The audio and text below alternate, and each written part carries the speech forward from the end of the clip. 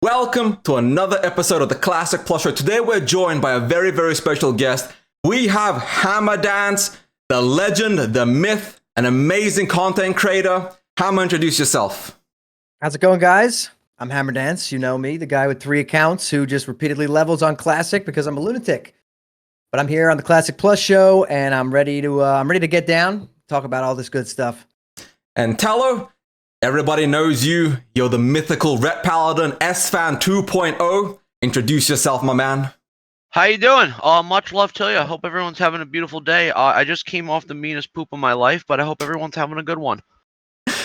And thank you, Tello. And today's episode is a special one because it's TBC anniversary. This is an episode focused on TBC, all the questions and the drama and the interest around it and what that means for you, the Classic player base. There will be some Classic Plus sections at the end, as well as viewer questions, because this is the very first Classic Plus live episode, and we are going to try to have an amazing time. So we're going to jump right into the very, very first question, the very first topic, TBC Hype and Blood Elf versus Draenei.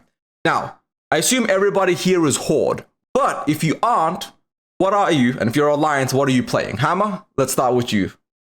So I am maining Horde, right? I got my Shaman who's level 60, rank 11. I am currently leveling an Orc Hunter. That's going to be my main going into TBC because I always play Hunter in TBC. I think it's the most fun thing ever. And then, like I said before, I recently activated another account, and I'm also leveling an Alliance Rogue on Night Slayer just because I'm an Alliance fanboy, and I probably will get reamed out for this, but I actually hate playing Horde, so I always need an Alliance character to play. So I made a Rogue, and I'm going to go gank all my IRL friends and all the people I know, excluding you guys. Thank you. Tello, what are you playing? Are you going to re-roll Draenei Pally, Blood Elf Pally? What's it looking like? I think this time around, I learned my lesson with the Alliance and BGs after Season of Discovery, and it has given me a sour taste. So I will be going to the Horde. Hopefully, we'll see the Crusade and all the other boys over there if they want to go and swing that way. I would love that. But either way, I'm still going to be going Horde. I want to swing over and try the Blood Elf Paladin. I want to do an Orc Rogue as well. And I would like to maybe swing in an Undead Warlock in the mix, because Warlock was actually one of my favorite classes in TBC. I mean, Seed of Corruption spam, for the win. And yeah, sounds about right. You're muted, Evan. Thank you. For me, I'm still kind of undecided because I love Horde and I love Alliance, but this is a question we're going to talk about later, but I'm kind of waiting for fresh before I really decide if there will be one. And that's a big topic because then there's a lot of drama there recently.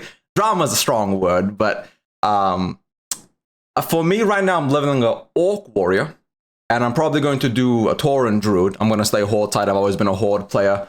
That's just what I am. I might do Alliance if there's fresh, but again, as of now, we are locked in Horde because like Tello said, I did PvP on the Horde side.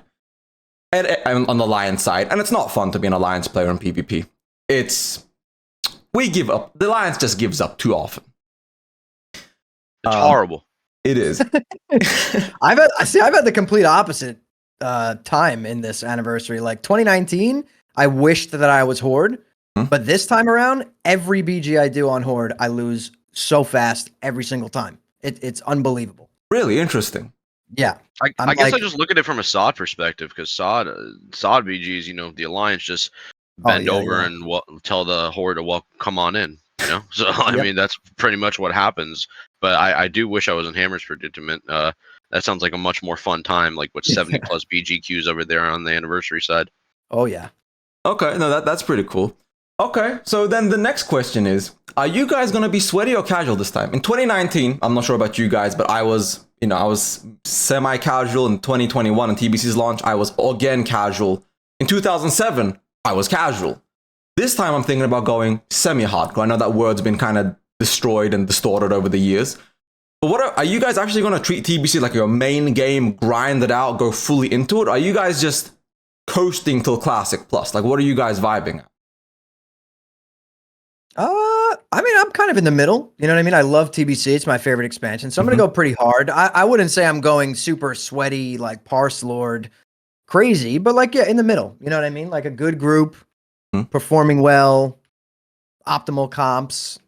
Probably go harder on arena than anything else. But yeah, I mean, really, to me, it's all filler until Classic Plus, right? But Hmm. I'm gonna enjoy it. TBC is my favorite expansion. Valid. What about you, Tello? You've been playing with Crusade. I saw you guys recently got Caldoran down. Are you gonna stay with Crusade? Go sweaty? You gonna stay casual, mid-level? I want to play with everyone, to be honest. I want to play with you boys, especially. I know Hammer wants to hit the marina, so your boy Tello's ready to do that whenever, if you ever want to swing some marinas as well. But even just Eye of the Storm, get me an Eye of the Storm, and I'll be a happy camper. That was one of my favorite battlegrounds of all time. I love TBC. I love the PvP scene in general. I think it's such a healthy, organic extension to Classic, just to provide PvPers and PvEers a way to just enjoy the game, right off the get-go. So, I think I'm going to be sweating. I'm not going to lie. I already got the push-ups in and a couple sit-ups, so I'm ready to get this going for sure. Hell yeah. Actually, that brings up another question.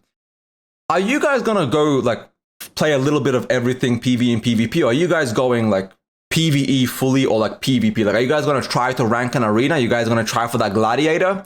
Or are you guys just going to treat the PvP casually and just a semi-sweaty, semi-decent, PvE guild for the most part?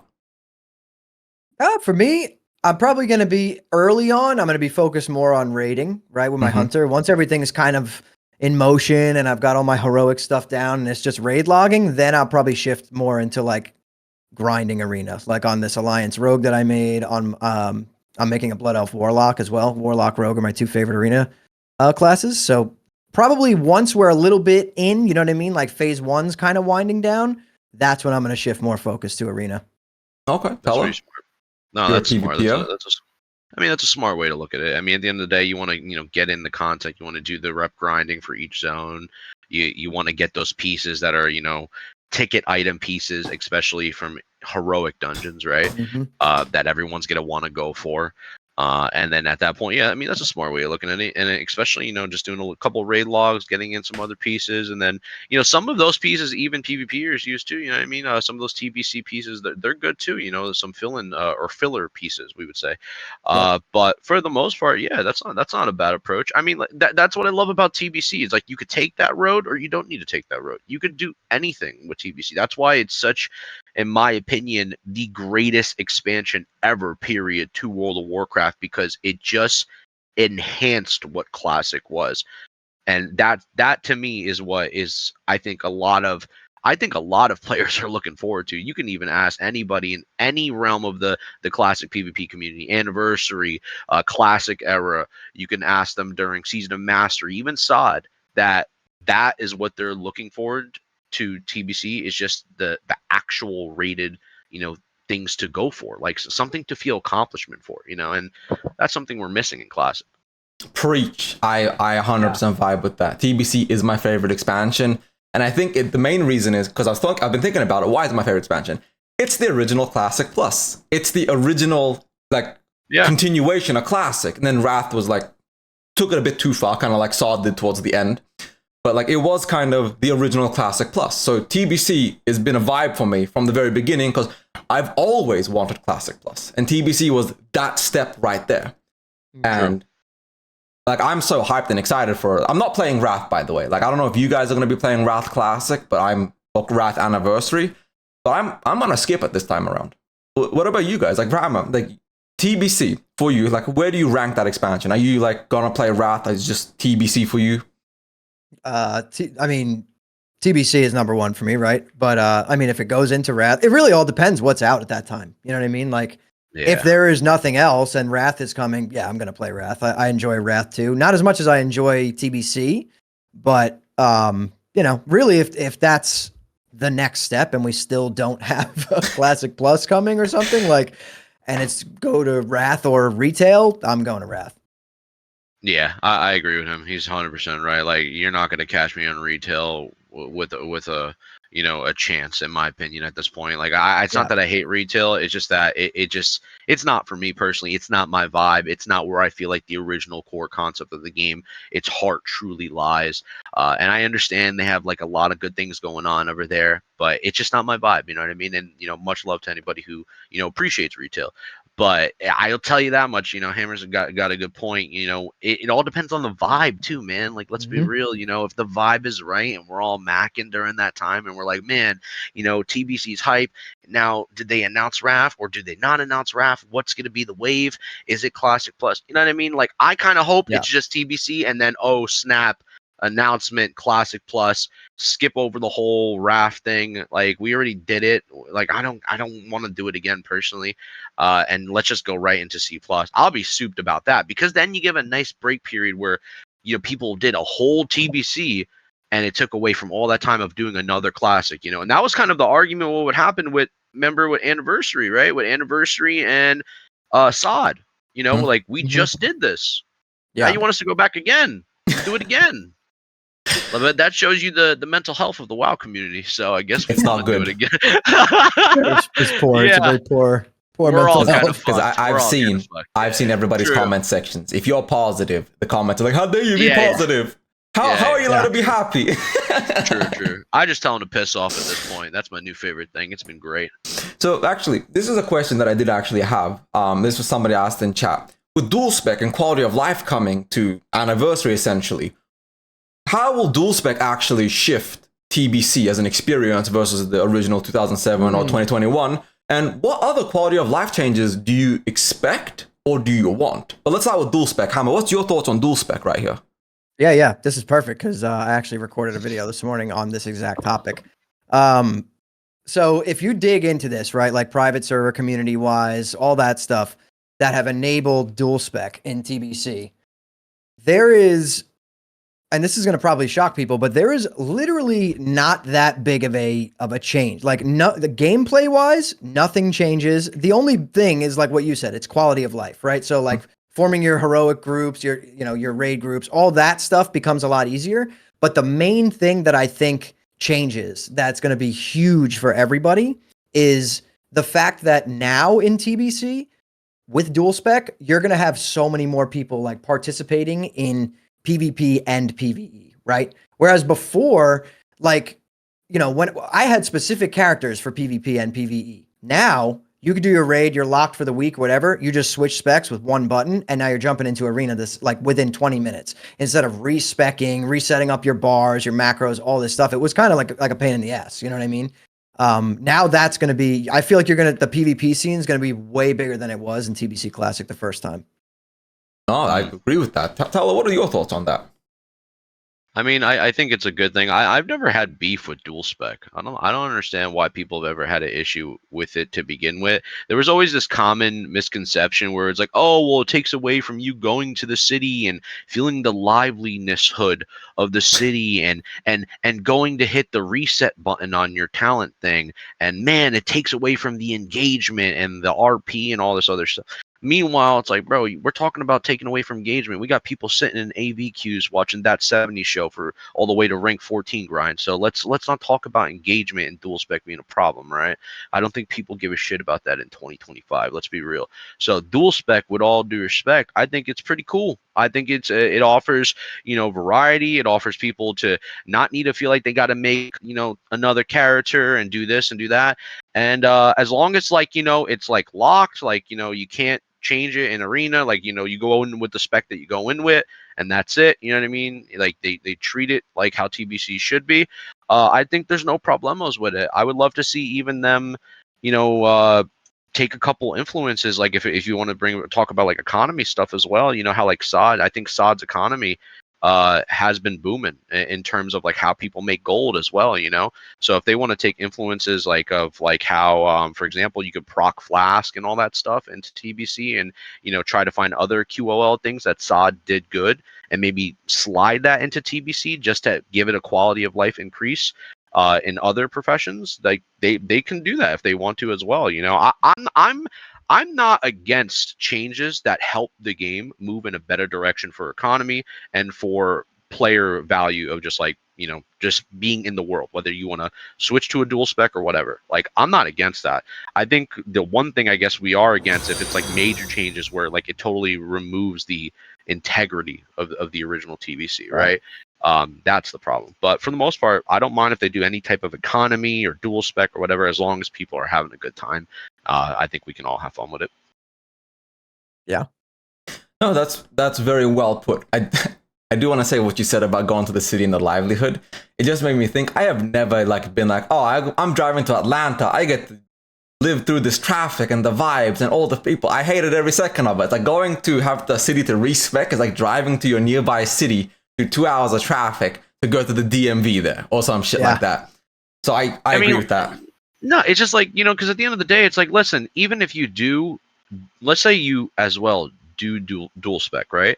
And like, let's say you even mess up on one of your specs, you're still gonna have to go back to the talent dude to reset your points anyways. Because like I'm an obsessive person with trying out different talents in SOD alone. Where like, okay, let me mix something into the ret prot tree and a little bit of holy. Let me go deep holy because I want to try shock and go maybe into the prot ret. You know what I mean? And this happens with every class. People like theory craft or theory craft is the word. And if they're not using the WoW talent calculator online, on Wowhead, they're just doing it in game and maybe they mess up. But like people are still going to be going to those things. It's just that less people are going to have the need to want to go there if they have their spec they're very happy with, and then they could just flip on on the fly. It's not like they're going into the arena and you could flip in arena as well. That's not allowed to happen, so Right. I don't see the problem with it. I just think people like to complain because it's like, oh, my precious memory, dude. Forget your memory, bro. You're Yeah, dude, you're there'll be getting more tanks and healers. yeah, Think about that, Tello. yeah, Like how much better the exactly, heroic grind is going to be. Like, you know how long sometimes you sit 100%, looking for a tank or a healer? Like, dude, it's going to be so 100%. much better. It's like people want more wait time in the game. Like I Yeah. don't get it. It's like after a while, it's like, wait, so you want more wait time? You want 15 more minutes looking for a group, finding a tank, then that tank leaves halfway through your mana tombs, and then you're like, oh man, well I can go back and respec and try it on my halfway hybrid set. Dude, shut up, man. If Yeah. somebody else has a dual spec, then they're just gonna run through the mana tombs and everyone's gonna be happy. You're the one person in here who's living off a memory from 15 plus years ago, bro. Everybody else just wants to get their loot and shut up, dude. Let's move on. Simple as The that. Pain That's the Olympics. facts. And I don't mind telling these dumbass WoW players to shut up anymore, bro, because they're wrong and I'm right. It's simple as that. Period. Actually, you know what? That reminds me of something. I remember when they added the Might of Stormwind buff. And then the Era players complained. And now in Anniversary, the Alliance needs to go mind control themselves to get Rend. They're still doing it. And essentially all the people that complained, I don't get it. It's like slight convenience for you to make your life a little easier because we know you're going out of your way to get this.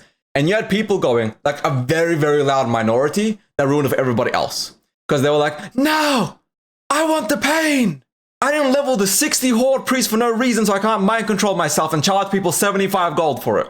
How dare you take away my gold farm, Blizzard? You don't even know when we get to that. I'm going to say right now, I know we're about to move on, but when we get to that topic on the list about pros and cons versus fresh, I have some shit to say, but let's just keep going because I don't want to ruin your vibe.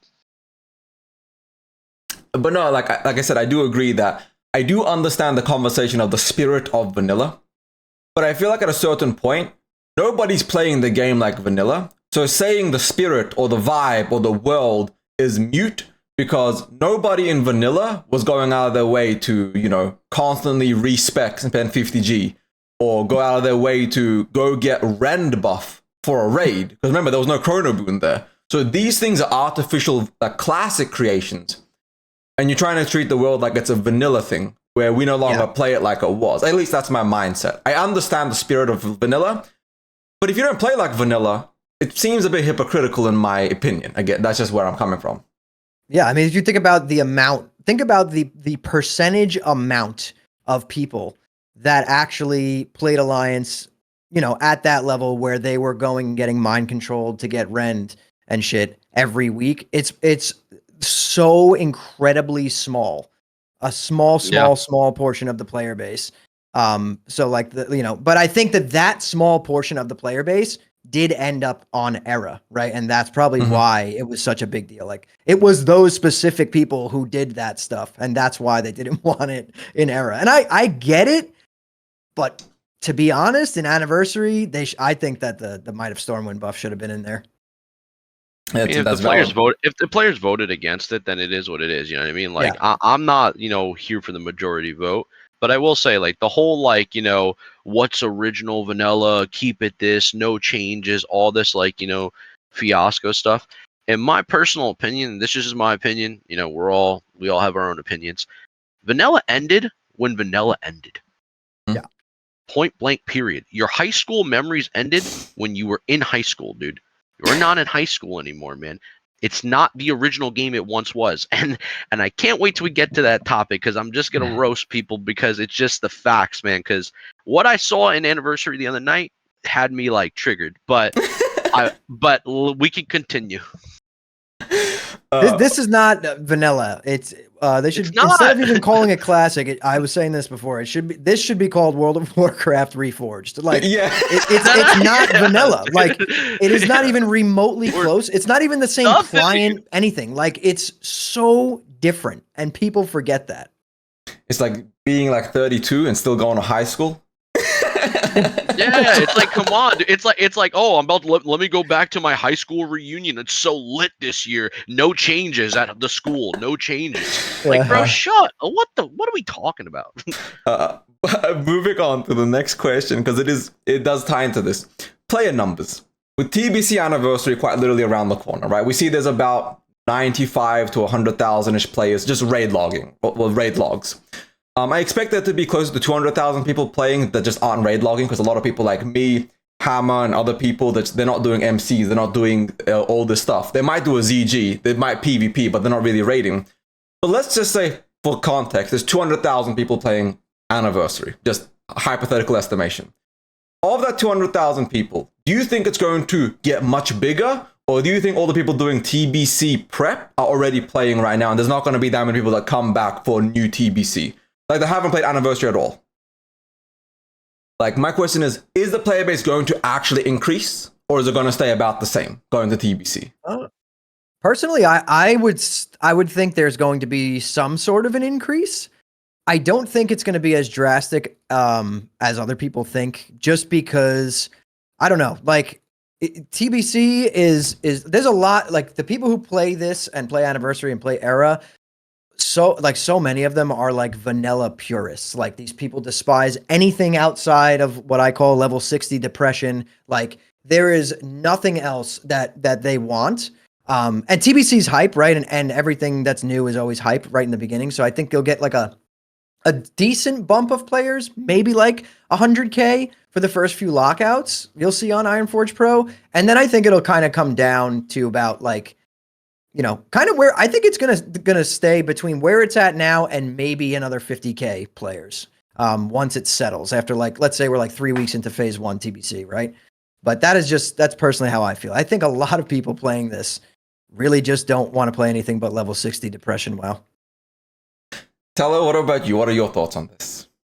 Yeah, I mean, for the most part, I think everyone's gonna go in there and they're gonna be looking forward to blast through all the content. There's probably gonna be a surge of numbers for the first month, and then you're gonna see that line of the demographic like just go down and hit like a steady rate, kind of like we've been seeing already on like the raid logs and all this, other information that we've been getting.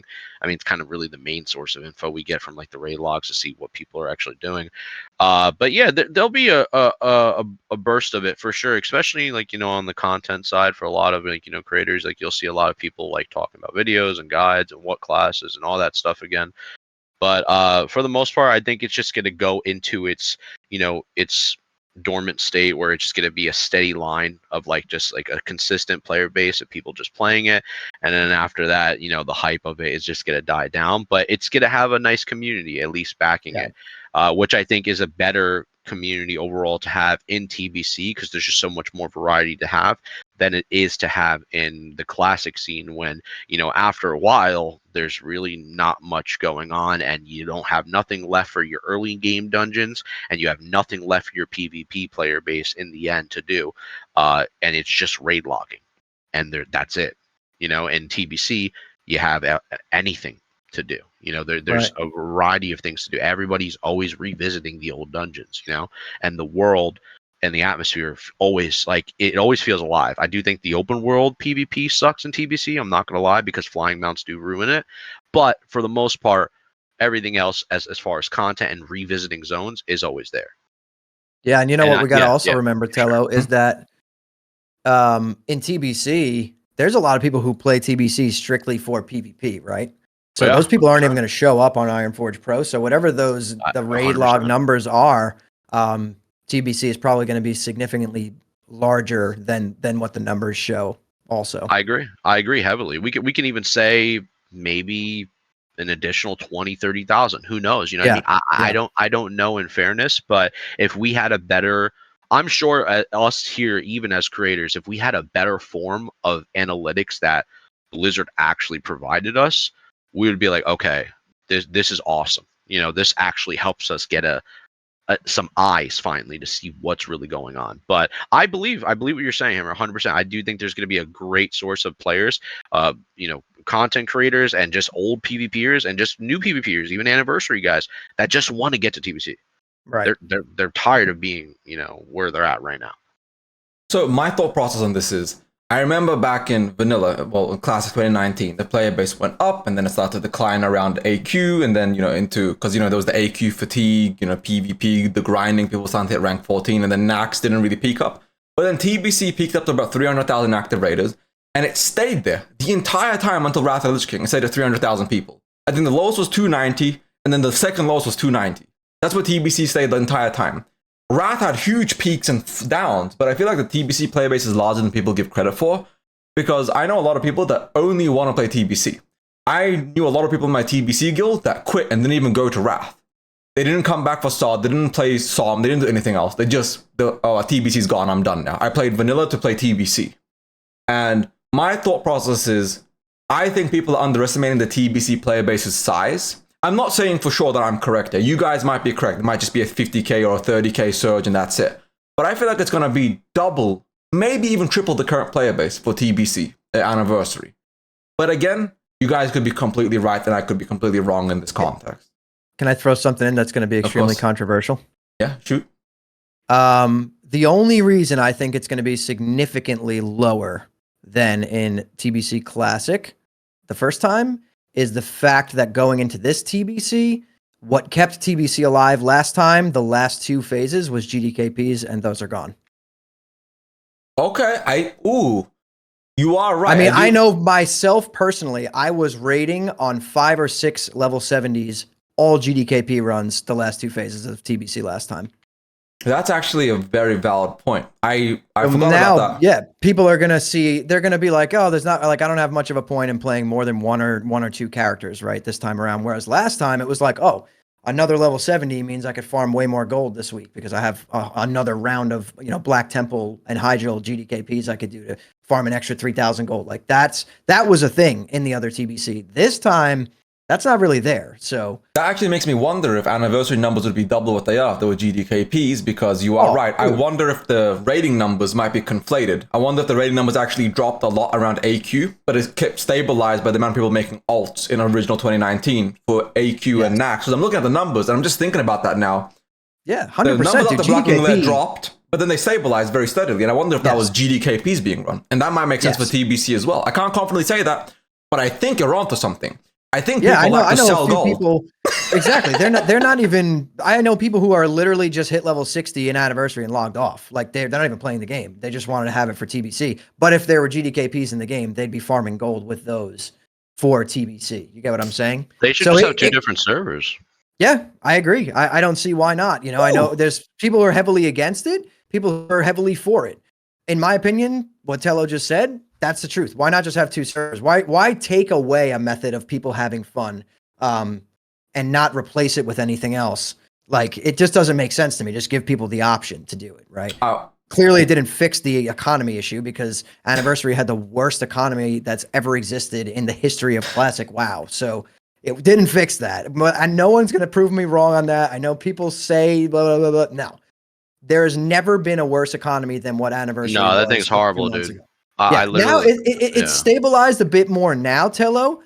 Well, like since they changed, they put like the saw mechanic in where like you can get lotuses or whatever. Mm-hmm. But before that, dude, have you ever seen a worse economy in Classic WoW? And this had GDKPs banned from day one.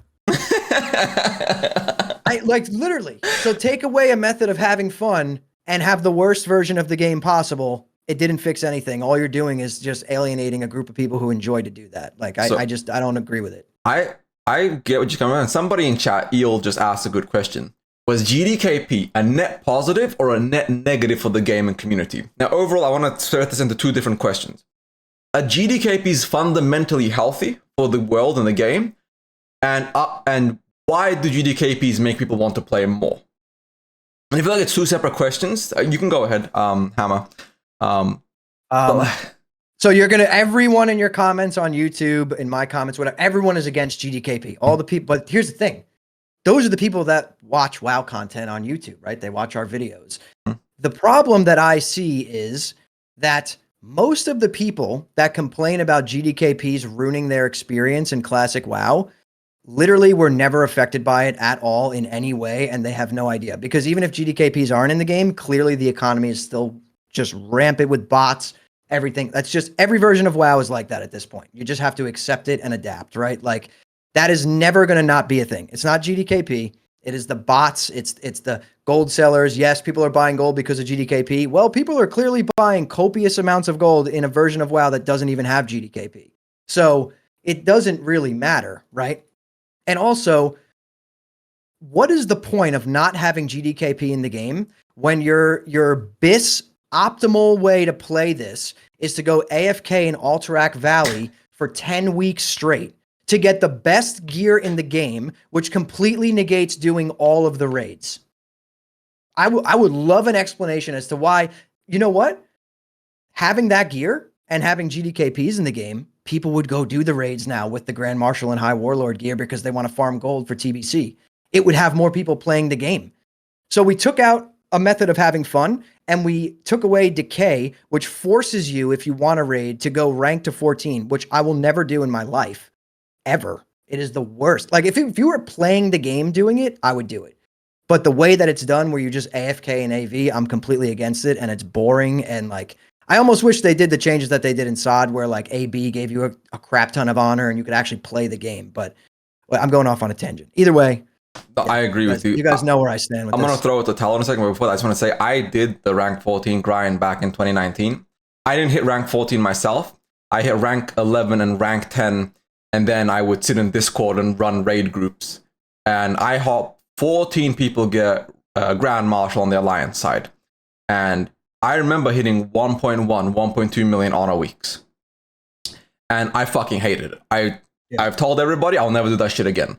I remember bracket breakers doing 2 million honor per week, and I'm just sitting there, my hand in my head's like, I'm gonna kill myself. What the hell, man? Stop breaking the. It was terrible. Yeah. 2019 PvP, dog shit. Yes, and I would argue, and literally, we can put this somewhere. You can state this. Medina could make a post with quotes saying Hammerdance next to it. Me saying that I think more people are buying gold now with GDKP out of the game. Straight up. Okay.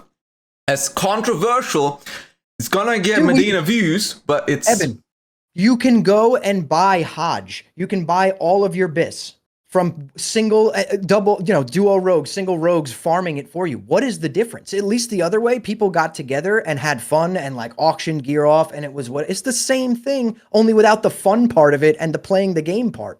It's a valid point, but Tello, where do you stand on this? Because for me personally, I'm ambivalent. I think, GDKPs aren't necessarily harmful. GDKPs would be fine if they actually killed the bots. So I'm in the middle. I don't think GDKP should be in the game in the current state because of the amount of RMT, but the RMT is not getting solved anyway. So it's this kind of like weird situation where it's oof for me. The best way to put it. Listen, I'll tell you where I stand on it. Right now, I currently work with China, and we've been running our Chinese bot organization for the past 3 months. You guys are infiltrating a little too much of information right now, so you're going to have to settle down. But however, we are selling on G2G. Settled down. But yeah, regardless of that, I'm going to be honest with you, jokes aside, though. I do think that here's my, I guess, TLDR. I understand where Hammer's coming from. I actually was a part of GDKPs many of times during the 2020 run of TBC. We used to run them a lot, and it was fun for the most part. We used to have like these fun auction nights, and we had this guy speaking really fast, like it was actually an auction going off, and it was kind of crazy. But a lot of people didn't make gold, and our pockets were very heavy. It could have been because of probably some RMTers in the raid, for sure. Not gonna lie. It could have not been because of some RMTers, you know? But at the end of the day, it did give people money for consumes to come back to raid. So there was a really nice side to it. But I'm gonna be quite frank with you. I think the problem doesn't lie with GDKPs, I can't say this damn word, solving the situation or not. I think they need to fundamentally add more ways to the game to make money. I don't understand. Like, this goes against the whole hashtag no changes stuff, but I've looked at this even in SOD, where it was like, especially from a PvP point of view. And I know I always bring up PvP a lot, but it makes sense. Where I remember I was talking with some guys about this, and we never understood why there wasn't like no other ways via PvP to make money, like bounty hunting farming, or more gold through BGs, or if it was rated, more gold through that, or other gold making activities. Even in SOD, when they bumped up the rates with questing to like, what was it, like 300 XP per percentage or whatever, and you get more gold through questing, whatever it was, like daily quests that you could do in Stormwind or Orgrimmar or Undercity or Ironforge, that gives you other alternative ways to making a lot of gold instead of doing GDKPs or buying from bots. So now you add ways to the game to make gold. You tackle the bot situation, you tackle the GDKP situation. You have organically added more ways for the players to play the game, to get more gold, and have a fun time just playing the game. There's no WoW token. There's no need for you to visit external websites to swipe your mother's Discover card. You don't need to do that anymore. And there's no need for you to even talk about GDKPs. At the end of the day, I do agree, though, with Hammer, there should be 2 separate servers. And see what happens during TBC. Which one thrives, the GDKP one or the regular one? At the end of the day, though, both of them are going to have bots. Yes. There's but no I can debate guarantee at the end of that day, the GDKP server will have raids for far longer, like an active raiding community for way longer than they might. non-GDKP. And they might. And they might. I'm not saying they won't. So actually, I'm just saying, like, I just think the game needs organic ways to make more money. Everyone keeps saying GDKPs is the answer. Everyone's saying GDKPs is not the answer. I always feel like it's the game's core to make more money, and they need to add more ways through the game itself, not just by accessing, either a credit card or some type of player community thing that might have worked and might have not worked for some people. I mean, it's a really 50-50 thing with the GDKP thing, because you have everybody in the community arguing about it. So, I don't know. I rest my case on that. I actually have a question to both of you. So, something I've thought about a lot is like GDKPs are so efficient in terms of fun, the best players, the fastest runs. It does kill the guild scene, right? It does make people more like to run GDKPs instead of actually like a soft res or a loot council. Not to say loot council is good, mind you. I've been, we all have stories and memories. But do GDKPs kill community? Assuming there was no botting, assume the devs figured it out. Do you think adding GDKPs back in would actually still kill the community? Assuming the botting scene was handled, do you think GDKPs, because of the efficiency, would kill regular communities? This is just more of a...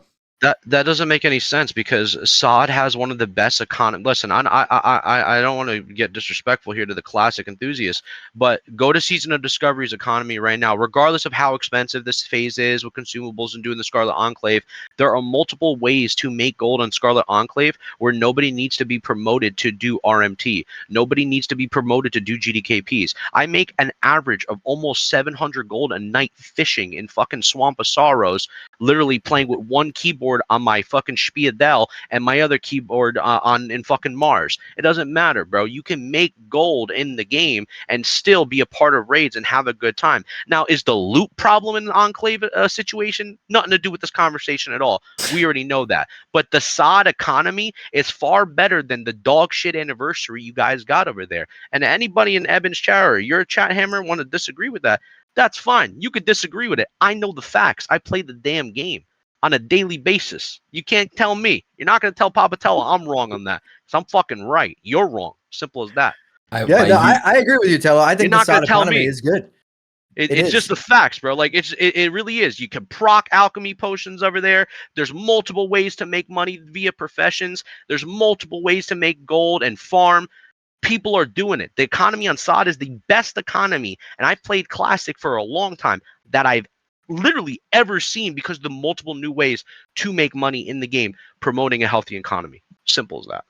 So Yeah, I agree, but the question was, do GDKPs ruin like a communities normal and guild? guilds, Right, assuming the botting was solved, because so I want to remove that from the equation, because I know people are going to say, but the bot or Right. RMT, that's gone. right. Yeah. My answer to that would simply be, bro, if GDKPs existing is the reason your guild fell apart or you couldn't get clear a raid, it wasn't going to happen regardless. Like straight up, like GDKPs. I didn't get into GDKPs heavily until way into TBC.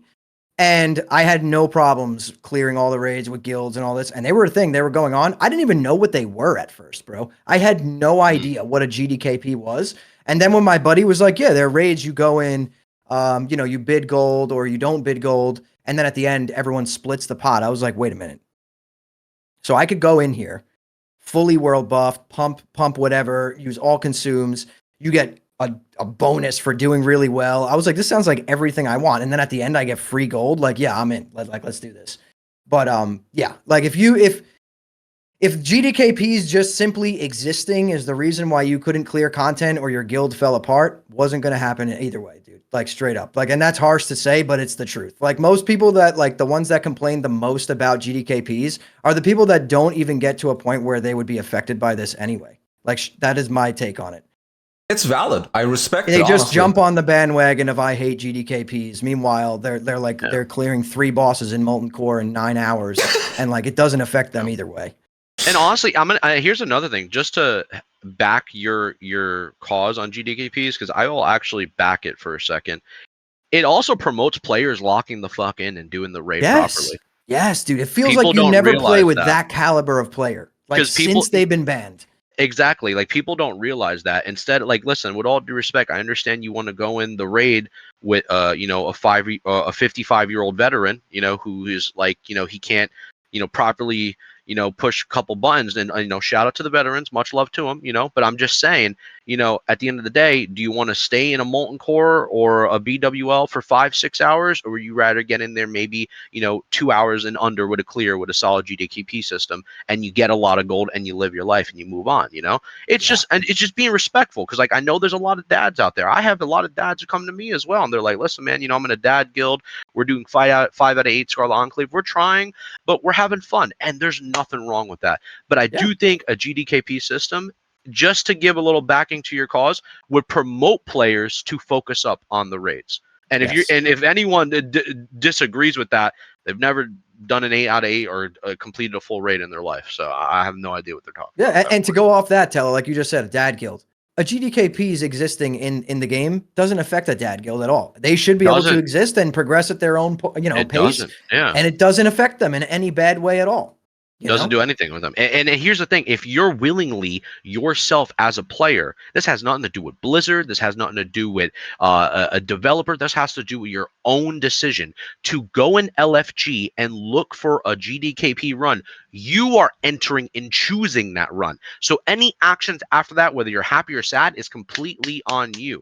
If the GDKP is held by a host and they give their 20% cut to their pot to their tanks and services, and you're a part of that, you know what you're doing and getting yourself involved to. You can't bitch and complain at that point if the GDKP runs smooth.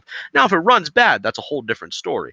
That's just drama. That's people, right? That's community. That's a part of WoW at that point, because it's community engagement, right?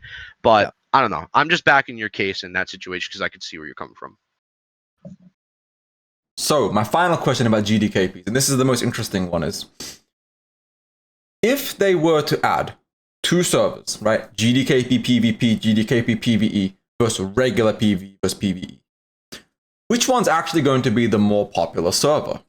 Do you guys think that enough people hate GDKPs that they'll stay on the other one and the GDKP server will die? Or do you guys think the GDKP server will be so popular that the non-GDKP version will die?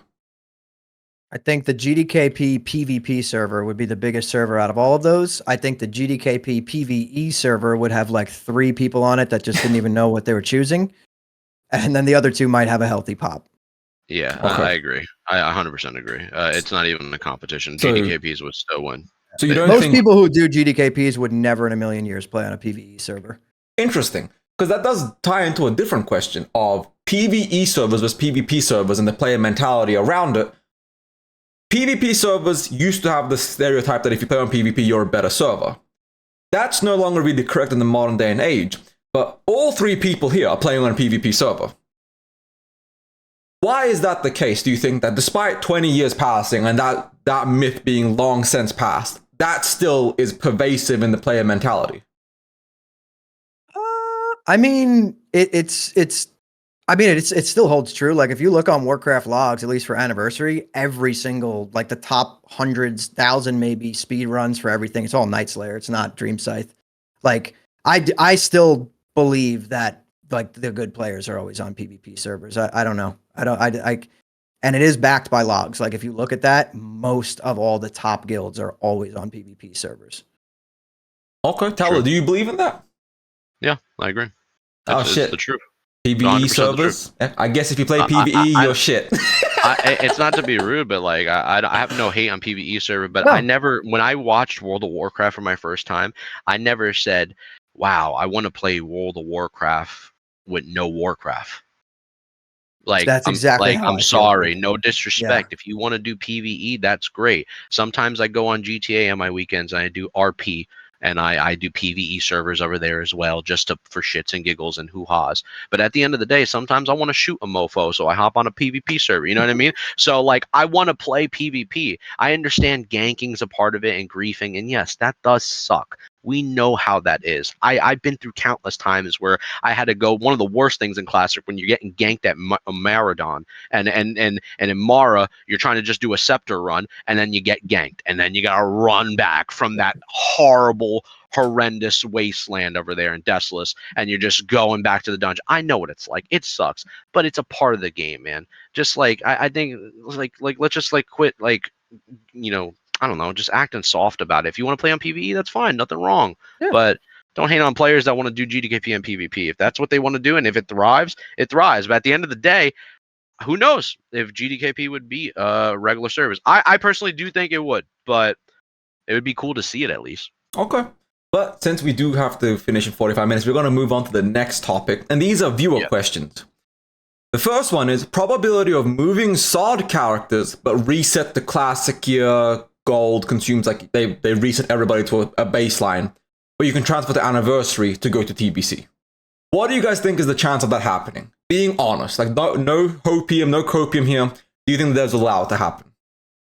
I think it's like a 0% chance, to be completely honest. Yeah. It wouldn't make sense because if you really think about it, leveling on Night Slayer or Dream Scythe or whatever on Anniversary is the entire game.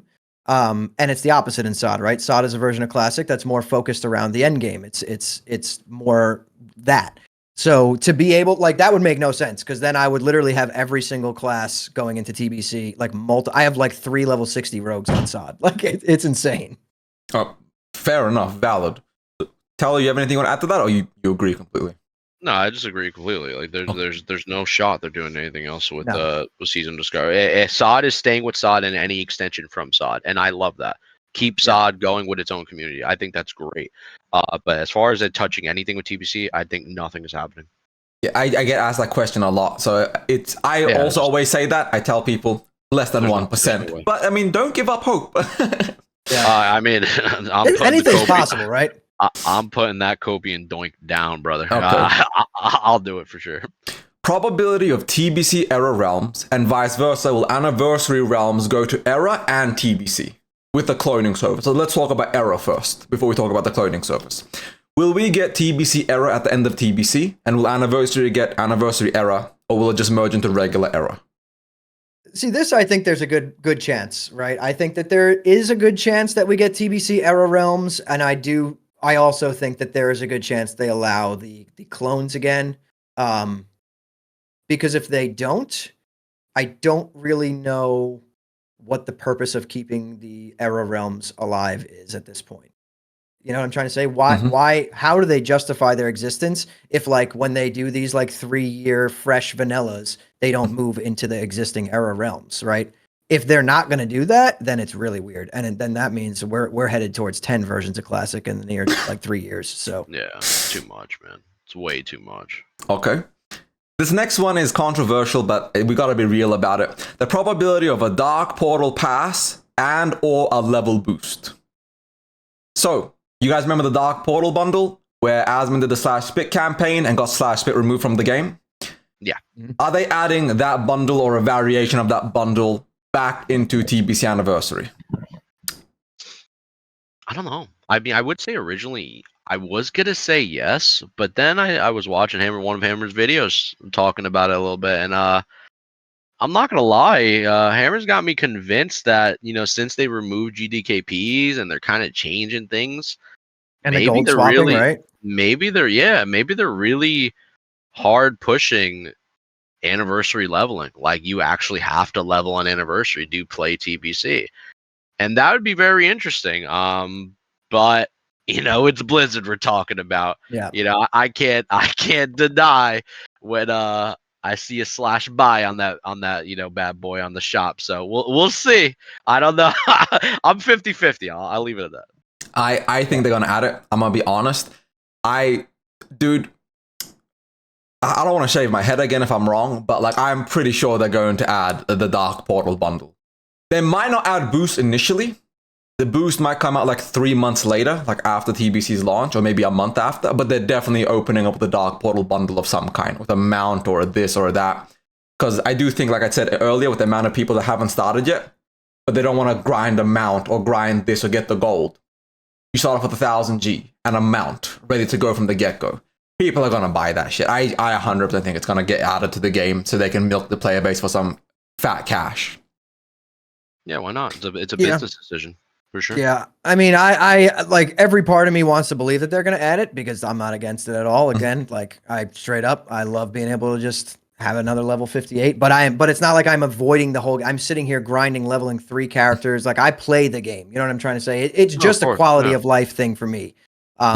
So that's why I'm not against it. But I don't know. Like Tello was saying, that video I was talking about it made sense to me. Like they're really trying to push the leveling and all this other stuff, right? And then TBC comes out, you're 1 to 60. It takes a lot less experience to go 1 to 60, like arguably half the amount of time that it does now. So I don't know, it's possible, but like you said too, we're talking about Blizzard, and it's, I don't know, it's very, very. It would be a weird flex for them not to do it. That would raise some eyebrows. I'd be like, whoa, really? Okay. Yeah, when you put it like Blizzard. That. Yeah, when you put it like that, I would have a lot more respect if they didn't do it. They will, but I would have way more respect if they didn't. Yeah, that's what I'm trying to say. Like, I fully expected them to until I started seeing these changes. But, like, when they did the ban on, like, just swapping gold between servers and stuff, I was like, yo, that's pretty serious. Like, a lot of people do that. You know what I mean? And I don't know. Yeah. Kind of changed the way I thought about this. But I don't know. They probably will add it. Okay. I can't see them adding the bundle without a level boost because I don't know who in the entire world would buy that. That's valid, honest. I think it's coming with a boost and a bundle. I was just trying to be generous to Blizzard. I think it's coming $40. I sadly see. I could see it. But that does move on to the next question of the cloning service. Are we getting a cloning service, or are we just like they'll do it for free this time, or do you think they're gonna make us pay $15 to transfer the error? I mean, here's the thing. If they charge money for it at this point, I'm not attached to these characters like I was in 2019. Like, I won't buy it. If it's free, yeah, I'll send my 60s over to Era, let them sit there, and then also progress them into TBC. But to pay real life money to clone these characters to go do absolutely nothing on Era, because why would I play on there? Like, there's no point. Okay, Tello, what about you? Do you think they're going to charge or they'll make it free? I mean, it'd be cool if they just like allowed it to be free, like a one-time free thing. But realistically, this is Blizzard, right? $10. Can we squeeze a little bit more juice out your pockets? So I mean, I could see that going either way, to be honest with you. Okay, that's completely fair. And the last community question is: WoW token and TBC anniversary, or are they going to wait for Wrath of the Lich King anniversary to add the WoW token in? I hope they don't do the WoW token in TBC I don't personally care. Again, I'm going to keep saying that, but I know the community's reaction to that would be wild. Yeah, Wild. they would just spark controversy again Yeah.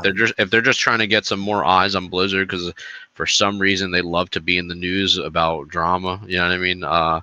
Then that's one way of going about it. But I think that if anything, learn from your past. Don't make the same mistake twice. Okay. And then the last community question. I know I've skipped some of these, but I answer to my community all the time, so this is for new eyes. Classic plus roundtable guild, and make a new guild and raid together, or are we all doing separate things? Because I'm planning on making a TBC guild for my community. But do you guys think we could make a classic plus roundtable guild together and it would do well, or do you guys think it's better, smarter to run our own separate communities and guilds? Hammer, I'll let you go first. You guys really want me to talk about this right now? Do it. Do it. Lay it on the table. I'll be straight up. I'll be straight up. Go ahead. You know, everyone here knows that I don't sugarcoat anything. I'm blunt and I don't lie to save anyone's feelings. So absolutely fucking not. I love you guys and we'll play together. You know, maybe we'll have alts and just I'd rather us be able to like just be like, you know what? I got my shaman alt, like Tello's got his alt, you got your alt, like Jerome's got a character, so Medina's got a character. Let's throw together a fun, 10-man Kara. You know what I mean? Like on Friday night. Yeah, all 100%. I agree. Community guild. I'll unsub. No shot. I will unsub. No shot. A community guild. I can't do it. It ruined the last phase of SOD for me. And I've played SOD the entire way through. I've put hundreds of hours, blood, sweat, and tears. The game built my channel, hundreds of videos, and the final phase comes out. And I didn't get to play it. And now on that principle alone, I will not go play it now because I'm so far behind. Like, you got to understand that's my mentality. Like, I will not do it. I'm not going to go in raid when people have 4 piece and I'm out here with 1 goddamn piece. Like, it's just not happening, bro. It's not. I played all of SOD, most of it at a high level with orange parses the whole fucking way. Dude, no community, please. I agree. No, I feel Hammer. If I'm in that predicament, dude, like if I'm playing and I know I can be a great performer, and then I'm playing with, a bunch of people around me that are just, taking the game lightly, or they're not just trying to push themselves. And it's no hate. You know what I mean? Yes, I couldn't join. I don't have anything bro, I against couldn't anyone. join the community guild. I love being like a part of the Discord and fucking around. You know me, bro. You know what I mean? Like, you know how I am, right? But like I was with Crusade. Like I could not. I was saying to myself, am I gonna raid with the community guild or do I raid with Crusade? Like, what do I do here? And honestly, I'm like, this is me just being blunt honest. I'm happy I stayed with Crusade. I'm blunt honest because, but you guys are my fucking boys. I would love to play PvP, do dungeons, alt runs on raids, whatever. But I would like, I cannot give up what I was gonna, do with them to just go and then play and then see that there was other people that just weren't like able to play the game the same way. Yeah. And it's just the facts, dude. And that's just the world we live in nowadays, bro. Like, if people are not performing, we can't get these like, at least a bare minimum 7 or 6 out of 8. You know what I mean? To get some type of morale boost, then it's just like people are just gonna slowly quit off, and. And it was a weird thing, Tello, because the way Scarlet Enclave launched, like, I wasn't ready for that. You know what I mean? The guild I quit to do the guild with Jerome was pumpers. Dude, these guys were no joke. They were all gigas. Like, we just would go in, all business, pump, get out. Like, arguably bad for stream content, right? Like, it really wasn't that good for stream. I was just silent, like locked in, Nax hard mode 4. But you got it done. The meters. Yes. So my idea behind it was like, you know what? I've loved SOD. Like, last phase, Jerome wants to do this. We're going to do this together. Like, let's go out with a bang. Let's make it fun. And then they released Scarlet Enclave. And I wanted to break my monitor in half. The first 3, dude, I did 3 lockouts, didn't down more than 3 bosses. Yeah, I was like, bro. Dude, I love that. I don't know how Jerome got. I love Jerome, and like Jerome is my boy, but some of the people he invited, I ain't gonna lie. Like, to put in perspective, I play with a group of people called the Goozy Gang, and I've been disrespectful to them like a motherfucker, because these are really sweaty, really high, like these are all ex-world first raiders. They're casual now, but their casual is a lot of people sweaty. Yeah. And playing with them versus playing with the people Jerome invited, it's gave me an aneurysm, because like I'm not gonna sit here and say like I'm a 99 passing world tier tank, right? I'm like mid 80s. I'm a good player, you know, I can be kind of lazy and kind of be griefy because, you know, I'm a streamer, I'm a content creator, I'm just playing for fun. And I was sitting there like, how are you guys messing this up? What the fuck is happening here? And I had people like just talking like, it's your fault. You guys are doing this. And I'm like, you have less damage than San Medina. Don't fucking talk. Yeah. But I want to make sure that like the people that were in that raid know, it wasn't fully their fault. And you guys got to understand why, right? Like Blizzard marketed the last phase of SOD, like, come check out the final chapter, like the Scarlet Enclave, finally a new raid, all this stuff. So yeah, people came in, like I was making videos, like here's how to catch up in SOD. It's easy, it's fun, it's great. Like, and so you have that. You have a bunch of people who just started playing SOD now in Nax phase because they want to check out your new content. And then you throw a curveball like that. Not that I'm against anything challenging, because I could do it, and when I'm with the right people, you know what I mean, and I enjoy it. But it was kind of a weird way to do it, right? Like you want all these new people to come check out SOD. Like most of these people, dude, that was them playing SOD for the first time. They didn't play any phase. A lot of them just came straight in right there at Nax phase because they were like, holy shit, they're actually making new stuff. Like I want to try this out. And then you run into something like that where it's like, bro, like we got 40 people that are doing less than 20-man raid DPS. Like and it blows my mind. And like, it wasn't their fault. Like I want to stress that it wasn't these players' fault. Some of them really, really fucking just absolutely horrible at the game. Yes. But others just like mediocre, normal, average players just wanting to come back and experience the new content. And like, it was thrown out in a way that was like, to me, a super curveball. I like that they did it. It was cool. I would have enjoyed it a lot more if I was with the guild that I played with for the last couple phases. But yeah, it was just like a perfect storm, man. And I knew that third lockout when we were on week 3 and we've down 2 fucking bosses, and like Jerome, like I could hear how defeated Jerome was on Discord, like trying to boost everyone's morale. And I was just sitting here and I'm like, yo, this ain't gonna work. And then like Jerome whispered me, it was like, yeah, the Scarlet Prog isn't gonna work with this guild. I was like, no, it's not, dude. Like, and I don't want to sit here and be mean to anyone on Discord or yell at anyone. It's a game, dude. And they just wanted to come have fun. And I think that I really don't even blame those people. Like, no, I don't it just was all around a bad, like, the timing wasn't something you could just jump into and play if you haven't played SOD. Like, there was a lot of setup, there was a lot of farming gear, and dude, you need gold, and this is what I was saying. Gold, the consumes, bro. Like, you need gold. It's not accessible for someone who wasn't actively playing SOD. Is my point. It was definitely an experience where what people expected was what they got was 2 different things. Because they said this is going to be the hardest raid we've ever done. People were expecting hard mode 5 Nax. They weren't expecting hard mode 17. I was expecting it to be on par with hard mode 4 Nax, to be completely honest. That's what I was expecting. And I was like, you know what? And if we could bring extra people, we'll actually clear it. Maybe we shave off the extra fat, you know what I mean? Drop it down to 30 people here, and, and start pumping. It wasn't that, bro. We had 40 people 3 weeks in a row. 20 people that I don't even think they had keyboards plugged in. And it was unbelievable. Unbelievable. So for me personally, I am going to make a community guild, but I'm going to have multiple characters in TBC. I love TBC. And the way I view it is, it might be a little elitist or shitty of me, but I am going to put some expectations on the people I play with. I'm not telling you need to pass 99s and 95s, but if you're passing below a green, like, is your keyboard connected? Like, is your mouse on? Like, if you're a third off tank or you're a healer, that's different, right? Because you, as a third off tank or a fourth off tank, you guys know what I mean. You guys, no matter what, you're gonna have a shit pass. Those roles specifically do not ever get to pass. But anything else, like, as a warrior or a rogue or as a warlock, passing a 7 or a 9,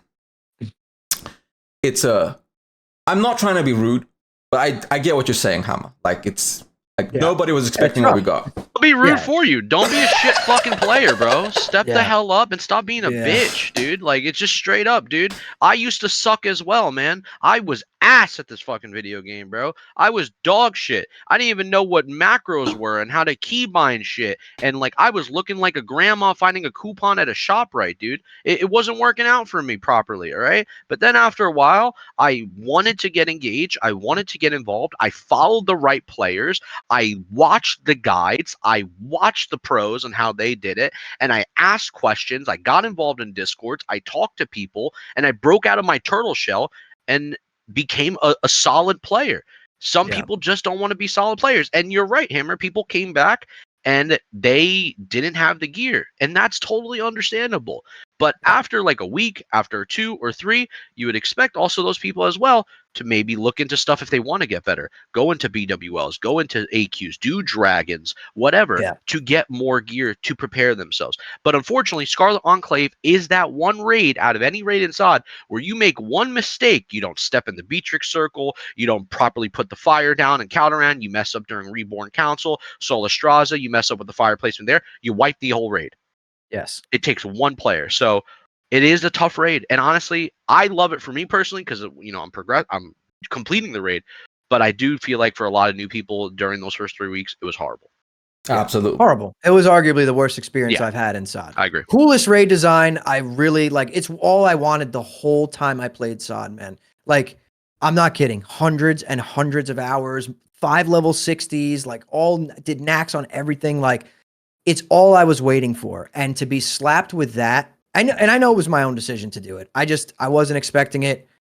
And I don't blame the people that I raided with at all. Like, No, it they're just cool was people. a Yeah, it was they're a cool. shit storm for me. Like, it really Yeah. was. It was like, ugh. I completely get you. So we are short on time, so we're going to jump into the next thing immediately.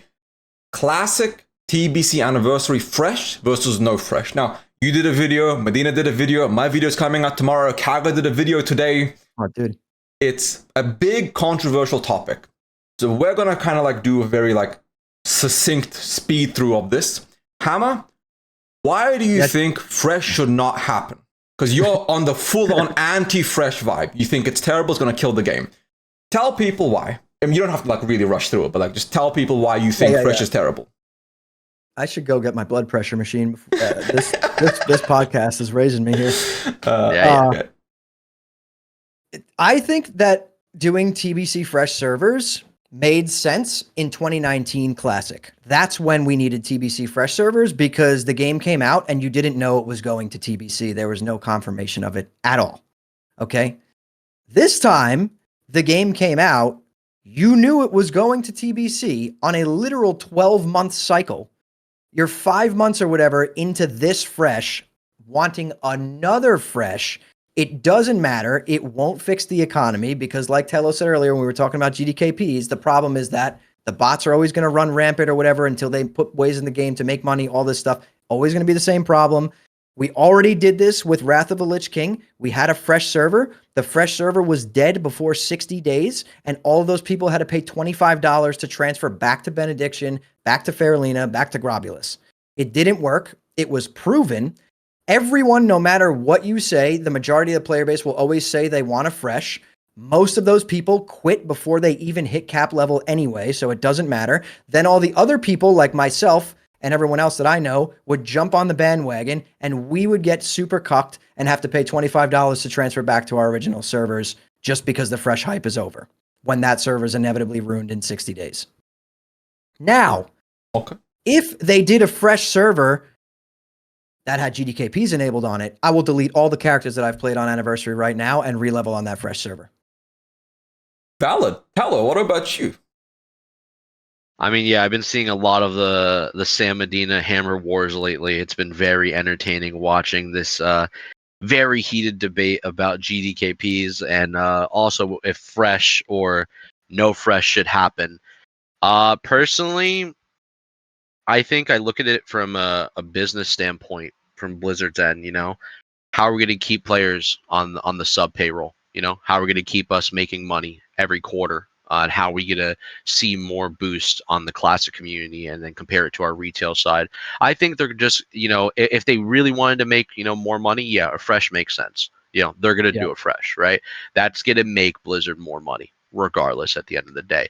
It's going to enable more subscriptions. It's going to enable more people want to come back and do a fresh. Anytime you see a fresh, like, it's like, you know, leading the sheep, you know, to the herd, you know, like they're everyone just wants to be a part of it, you know. It's fresh, like why not, right?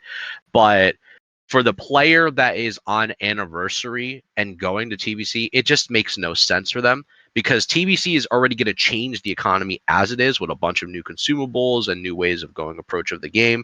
And you know, obviously bots are still going to run rampart, but I think honestly what bothers me, I would say the most right now, before the fresh is even there, is just how the anniversary community is currently at the moment with how everything is on their end. It just, for me, what bothers me the most, even before even getting into the fresh, is just how anniversary, in my opinion, I think it's great. I think it's awesome. I love everything about it.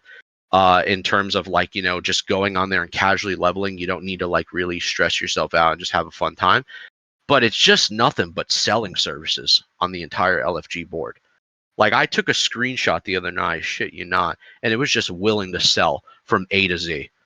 Willing to sell from A to Z.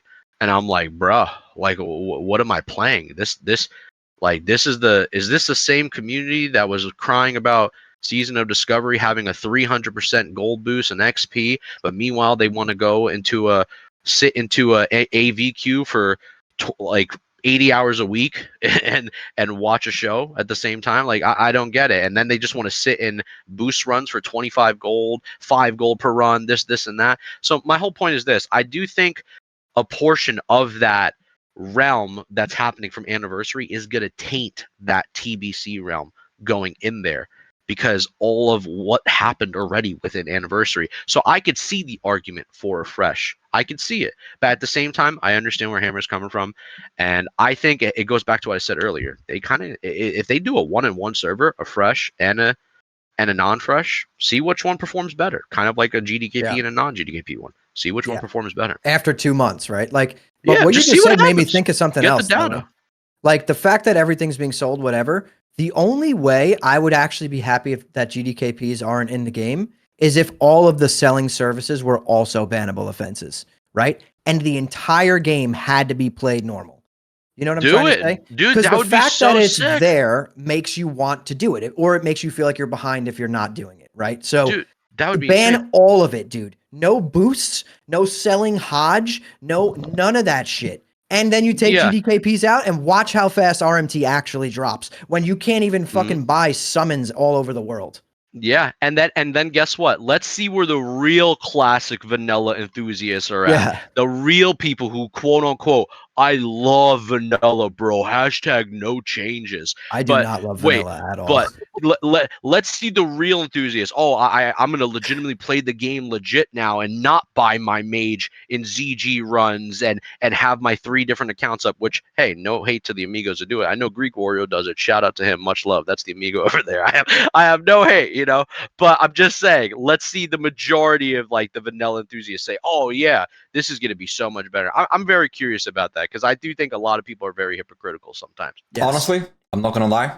If they actually said boosts are banned, gear farms are banned, like, you have to come join my Hodge run, pay 15G, this and that. They ban all summon services. They literally take you back to vanilla. This is just my controversial opinion. I think they did, like, say, some launch with 2 servers, one with everything banned, one with everything in. The one with everything banned would be dead. I mean, anniversary. I think if they had an anniversary server at the same time as this one where everything was banned, that anniversary server would be dead. Everybody would be playing on this one. Because I think at the end of the day... Even if it was fresh, Eben? Even if it was fresh, and I'll tell you why. No one's actually gonna like run around. Oh, I gotta go to my raid. Oh, I'm in Orgrimmar. Let me travel across the road to get to MC.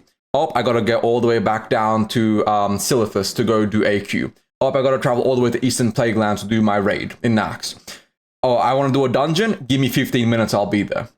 And like you just banned everything. You ban like up. You need to get your ult up. You got to level 1 to 60. Go do dungeons.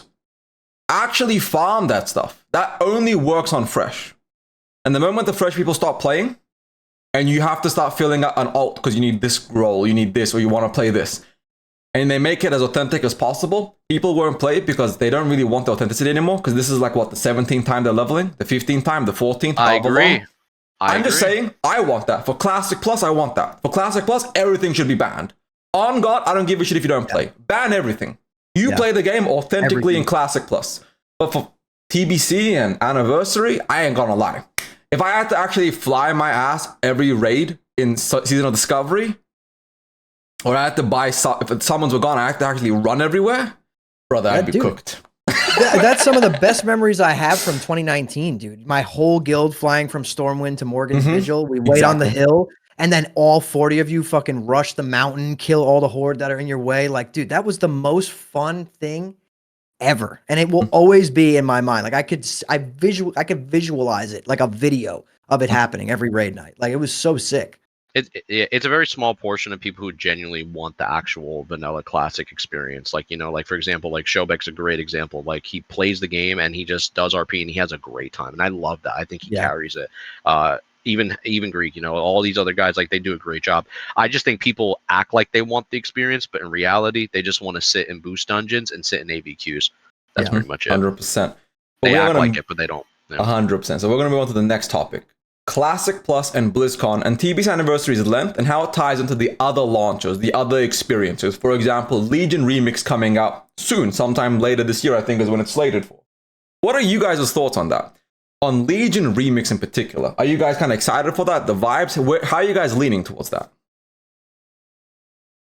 I'm like indifferent, to be honest. Like, I don't know. To me, like, it's very hard for me to get amped up about anything to do on the retail client. Not that I hate retail. I enjoyed the hell out of the month that I played the War Within, got Mythic Keystone Hero, whatever. Like, I just don't. For me, it's about the way the game plays. I don't like the way it feels. It doesn't feel like WoW to me. Even the damage numbers hitting your buttons. It feels like I just want to plug an Xbox controller in and smash A. Like, that's how I could play all of retail. Exactly. And it's super just not my vibe. Like, yeah, well, I'd probably check out Legion. Probably, but it'll be the same way as I checked out Mop Remix. I played it for like 2 nights and I was like, guy, this is just retail with a Mop skin. I don't care.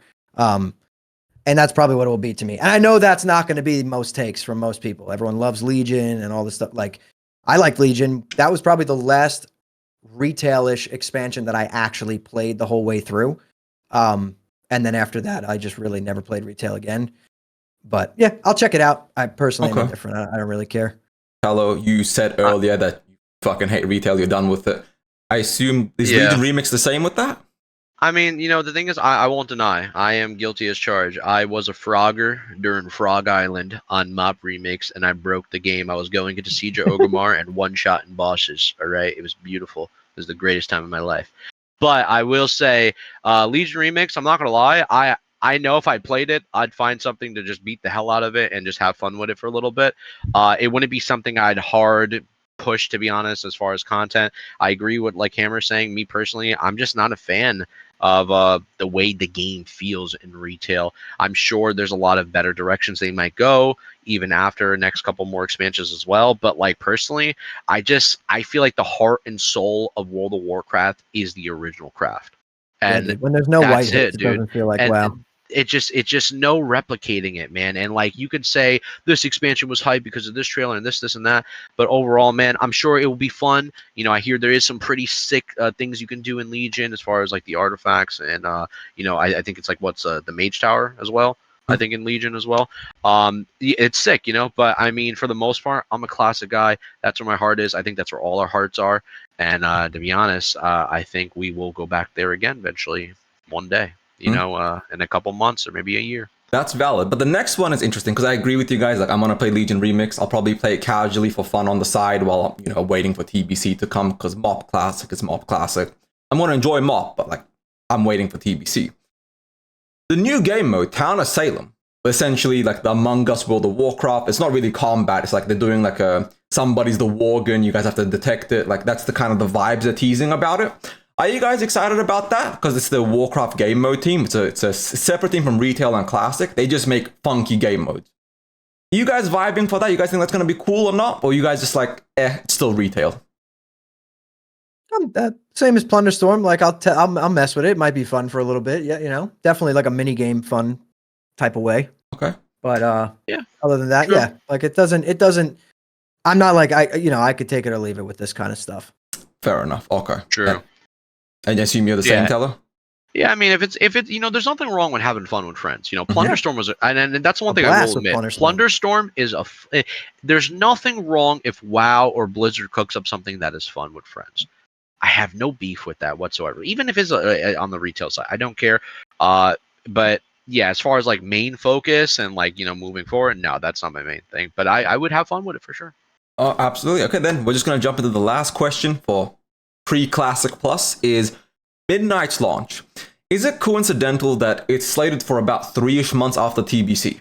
Because we're going to TBC, Blood Elves, Draenei, and all that stuff, and then Midnight is, if you look at it, the Blood Elf starting zone, Quel'Thalas, Ghostlands being completely revamped. Do you think they're trying to drag players from TBC Anniversary over to Midnight with this essential modern TBC, give or take the vibes from it?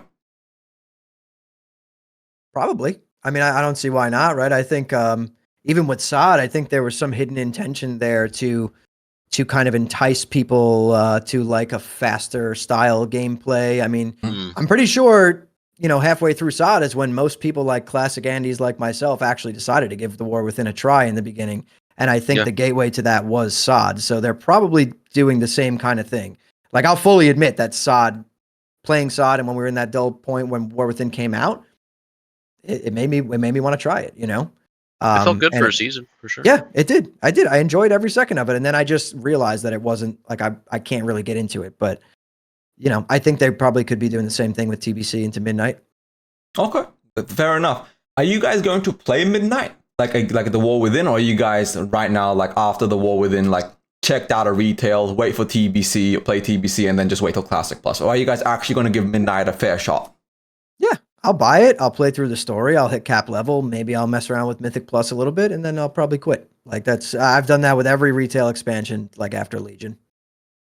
I just want to check out the housing for the most part. I know we talked about that with with Kago as well, but I would like to check out that stuff, and maybe dabble with it a little bit. But you like I said earlier, for the most part, I think all our hearts are where we want to be, and that's TBC, and then eventually Classic Plus. So now we move on to the final question. Classic Plus and BlizzCon next year. Well, yeah, next year, September 2026. Do you guys actually honestly believe we're getting Classic Plus? Now, Hammer, I've asked this to every guest, and Tello and me have answered before.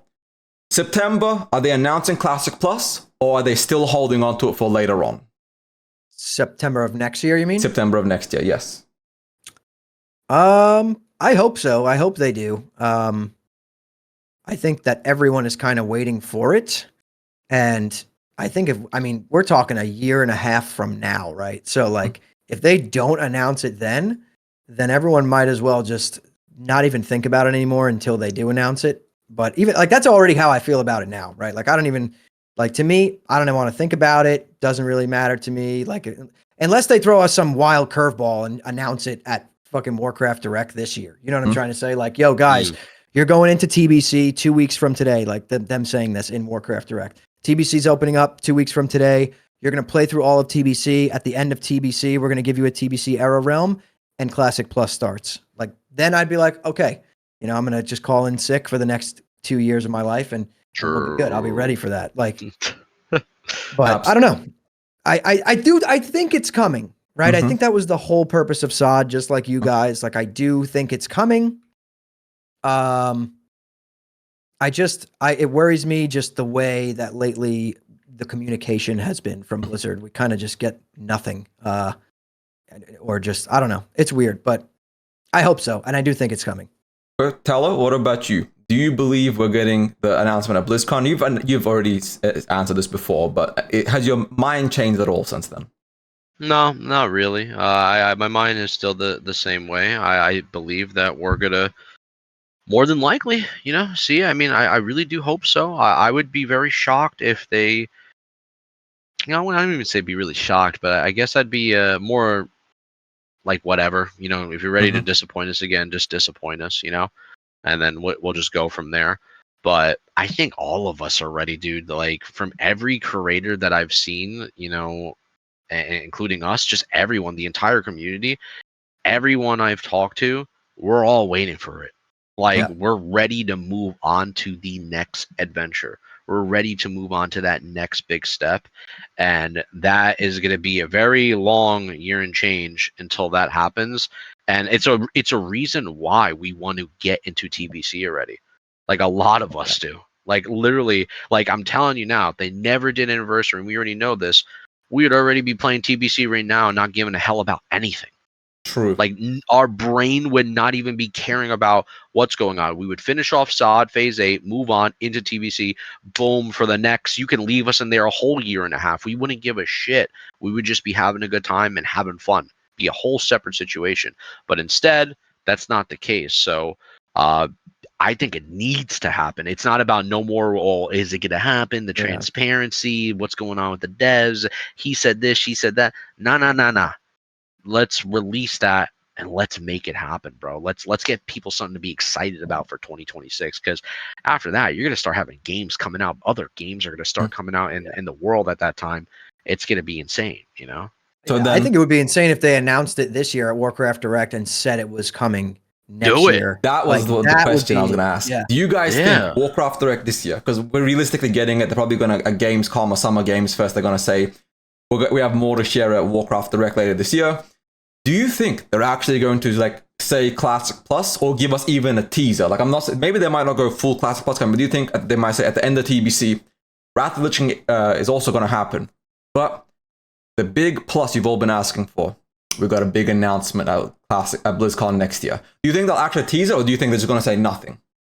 Because we know it's clearly coming. They're clearly working on it for BlizzCon next year. But do you think we'll get that tease this year? Do I want to tease? Yes. Do I know exactly what's going to happen? Yes. We're going to get nothing. Absolutely nothing. Yeah. That's the reality. Yeah, that's the reality of it. Just like last Warcraft Direct, when that bubble burst, it burst pretty big. And the problem is I just feel like this is a game and a community that thrives so much on hype and the next big thing, right? Mm-hmm. True. So without that, it like dies down to a point where everyone's fighting with each other. Everyone's like tired. They've been playing this game 20 years. You can't even get mad at them at this point. They're so angry. They're like, dude, I waste 500 hours a year in front of this game and I can't even do what I want. Blah blah blah blah blah. Wham. And like I get it. Like people have been playing this game for a long time. It's the most passionate gaming community like on the planet at this point. And I think that they just need to give things sometimes, like give a little bit of hope, a little bit of this, a little bit of that. You don't gotta blow it all, spoiler, a little bit, something, because the tiniest bit of hype in this community goes a long way. You know what I'm trying to say? Like one fucking line, they could say one thing that hints that it's coming next year, like releasing after BlizzCon, and that's it. Everyone on YouTube, all of us will make 100 videos about it, breaking down this one line. He said the right here. So this means that it's this, like, you know what I mean? Like it'll turn into that. And like, that is the hype that drives the classic community. It's not like retail where we have patches coming every 2 or 3 months and we know the content's coming. Oh, this content sucked, but next content's coming in 2 months. It'll be good. Like we need a little bits of like, just give us crumbs. You know what I mean? Yeah, just give us the good stroke, respectfully. You know what I mean? Just a little bit. And like I'm telling you, even if it's like at the end of Warcraft Direct, and it's just like out of nowhere, the lights black out for a quick second, and it's just a quick little plus symbol out of nowhere, just flashes, and then they just say, "All right, everybody, thank you for coming to the Direct, and we look forward to seeing you the next couple months or whatever," and that's it. And then people are questioning like, "What the hell was that?" You know what I mean? Just something. Yeah. Give us a little tips. That would be insane, because that's what the WoW community has always been about, is the hype. It's not about the GDKPs. It's not about the epic raids. It's not about the bots. It's not about PvP or whatever. It's just about the epic moments that we all as a community thrive with together and get extremely excited about. And that's our passion for World of Warcraft, to be honest with you boys. Say it louder for the people in the back, because I agree. Hammer, you're 100% correct. The game lives and thrives and pops off of hype. Season of Discovery Phase 1 was incredibly hype because we knew the future was coming. Then Phase 2 was hype because the future was coming. And then they announced Sunken Temple. We were like, what happened with the Scarlet and the Karazhan? And then MC happened. And then they were like, so we're not getting that. And then the hype fell off. Then Karazhan, and then Phase 8, and then they didn't announce anything. They just said just Karazhan, that's it. And a lot of people started quitting. And then we finally got Scarlet Enclave. Like I said, if they just given us a proper roadmap from the start, I think there would have been a huge amount of hype. But like we all discovered recently, they were only 60 days ahead of schedule the entire time for SOD. They were literally winging it on the go. Yeah. But with Classic Plus, 18 months head start, just give us a teaser. Just a plus, anything. Because without it, I think the community is starting to like strangle itself in like repeated variations of the game. It's getting more and more toxic, more and more frustrated.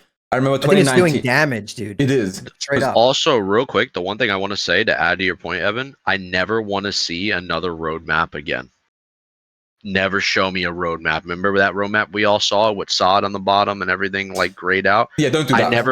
I never want to see a leaked roadmap from a Discord or somebody say that this is like a legitimate source. If you're gonna give us a full transparency, like what's going on, Blizzard, just give us it. Like even if you hinted at Warcraft Direct, great. But then at that point, just let us know, because like leaving us in the dark and stuff like that, I don't think the community likes that type of engagement. Even though we are people that thrive off of hype, we don't also like to feel like we're lost. You know, I and 100% that's get the you. one thing we don't like. I remember the Warcraft Direct stream. I was just shy of 1,000 viewers. My next stream after Warcraft Direct was like 25 people. That bubble burst That's so what I mean. badly. It kills it. Yeah. It kills everything. And I was like, shit. And it's like they don't think that we understand, like, sometimes things need to change. We need to pivot this way, that way. Like, yeah, like we get that. You could say what you're doing and always say like this is subject to change based on, what's going on. Like, but this is basically our idea. This is what we're trying to do by this date. Again, it could change. We're not buying anything here. We're subbed to the game. We have access to every version of the game, right? We're not pre-ordering something where we need, by law, need like dates of things coming. You know what I'm trying to say? They could give you stuff and just always say like, hey, by the way, guys, this is an active development game or whatever, like, a live service game. So obviously all of this stuff is always subject to change. But I don't know. It's better than nothing. Like the nothing kills the hype, man. It really does. It kills the hype. It makes the community sour. And then like the people like us making videos got to deal with the Sour Patch Kids in the comments, bro. It's like, it's out of control. Dude. Some of these people that like everyone. Oh, absolutely. The positivity in 2019 versus the comment section of today. Two different things. But Hammer, brother, do you have to dip out? Or you got like a little bit of time? I got like another 2 minutes. All right. So we are just going to call the show here. Thank you very much for coming, Hammer. Thank you everybody in chat for tuning in to the first live episode we've done for the Classic Plus show. Hammer, let everybody know where they can find you. You're a phenomenal content creator. You're an amazing guy. I'm proud to call you my friend. Let everybody know where they can find you. Yeah, thank you, dude. I'm glad to come on the show. It was a lot of fun. You guys can find me over on Twitch at twitch.tv/Hammerdance and over on YouTube at youtube.com/Hammerdance Gaming over there. It was fun. Thank you for having me on, man. You guys are great. I love you guys. Tello, let everyone know where they can find you. Hello, J Tello, the littest club of all of Azeroth. Usually on the most degen nights, we stream on Twitch, and much love to YouTube and Hammer. Thank you for coming on as well, and shout out to Eben for always having me as well. Much love to you, amigos. Absolutely. Yeah. So I just shouted out Hammer. I'm going to shout you out in a second, Tello. It's a 2-minute cooldown. Thank you all for tuning in. I will see you guys next week with another guest, another mystery moment. I appreciate everybody, and I can't wait till Classic Plus comes out. Everybody have a good one. Eben Hard out. Peace out, guys.